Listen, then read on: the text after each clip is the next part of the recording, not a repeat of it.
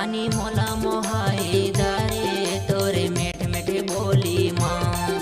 आज बैरी बनाए दारे मोला दूसर के होती ना। रानी मोला मोहाई दारे तोरे मेठ मेठ बोली माँ। आज बैरी बनाई दारे मोला दूसर के होती ना। बाई वो तै तो मतलब के साथी लगा के फांसी मैं जान दे दी हूँ रे दूर। बाई वो तै तो मतलब के साथी लगा के फांसी मैं